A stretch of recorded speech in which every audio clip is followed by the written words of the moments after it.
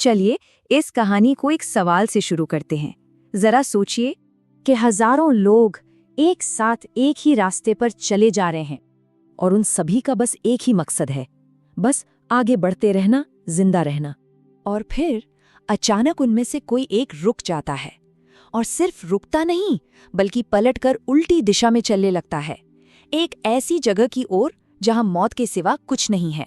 आज हम एक ऐसे ही पेंगुइन की कहानी सुनेंगे, लेकिन ये कहानी असल में इंसानी जिंदगी से बहुत गहराई से जुड़ी हुई है।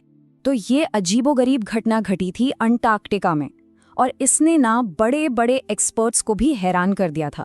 चलिए देखते हैं कि आखिर उस दिन हुआ क्या था। तो बात है साल 2007 की। जगह थी अंटार्कटिका, और वहां एक documentary film encounters at the end of the world की शूटिंग चल रही थी। वहां हजारों पेंगुइन अपनी कॉलोनी से निकलकर समुद्र की ओर जा रहे थे। अब देखिए, समुद्र का मतलब था खाना, पानी, सर्वाइवल, सीधे सीधे कहें तो जिंदगी। पर तभी उनमें से एक पेंगुइन अचानक रुक गया। वो पलटा और पहाड़ों की तरफ चल पड़ा। एक ऐसा रास्ता जहां ना खाना था न पानी था, बस 5000 किलोमीटर का एक लंबा बर्फीला सफर था, और जिसका अंत था यकीनन मौत। वहां पर एक एक्सपर्ट डॉक्टर डेविड एनली भी मौजूद थे। उन्होंने जब ये देखा तो बस यही कहा, इस दिशा में तो कुछ भी नहीं है, ये पेंगुइन जिंदा बच ही नहीं सकता। लेकिन रुकिए, बात यहीं खत्म नहीं हुई। जो फिल्मिंग टीम थी ना, उन्होंने उस पेंगुइन को पकड़ा और वापस झुंड की तरफ छोड़ दिया। पर जैसे ही उसे छोड़ा गया, वो फिर से पलटा और उसी मौत के रास्ते पर दोबारा चल पड़ा। मतलब ये कोई गलती नहीं थी, ये तो एक इरादा लग रहा था। अब इस अजीब बर्ताव ने साइंटिस्ट्स को भी सोचने पर मजबूर कर दिया। क्या इसके पीछे कोई साइंटिफिक वजह हो सकती है भला? साइंस में ना इस तरह के बिहेवियर को कहते हैं डिसओरिएंटेशन।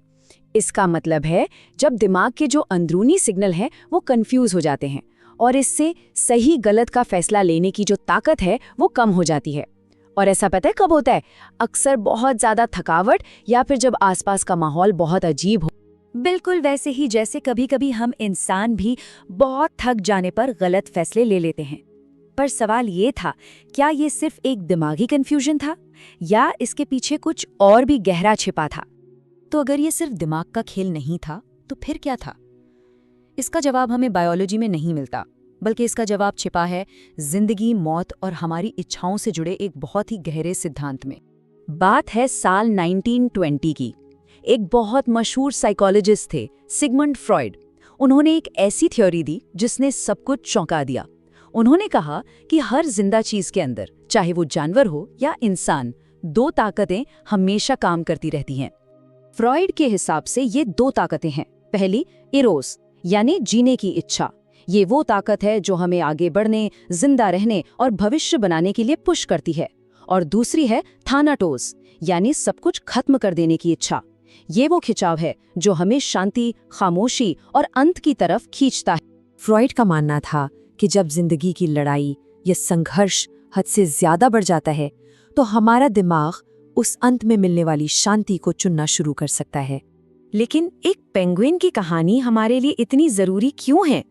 वो इसलिए क्योंकि इस कहानी में कहीं ना कहीं हम सब अपनी एक झलक देखते हैं। एक बार सोच कर देखिए, आज की इस दुनिया में कितने ही लोग हैं जो बाहर से तो एकदम ठीक ठाक जिंदा दिख रहे हैं, पर अंदर से वो पूरी तरह से थक चुके हैं। काम का प्रेशर, समाज की उम्मीदों का बोझ, नाकामयाबी का डर और चारों तरफ फैला हुआ अकेलापन, ये सब आज की जिंदगी का वो वजन है जो हमें अंदर ही अंदर थका देता है। और कभी कभी इंसान भी ठीक वही करता है जो उस पेंगुइन ने किया। वो भीड़ के साथ चलना बंद कर देता है और एक बिल्कुल अकेले रास्ते पर निकल पड़ता है, किसी से नफरत की वजह से नहीं, बल्कि सिर्फ और सिर्फ थकान की वजह से। लेकिन उस पेंगुइन और एक इंसान में एक बहुत बड़ा फर्क है, और जानते हैं, इसी फर्क में उम्मीद का एक बहुत जरूरी मैसेज भी छिपा है।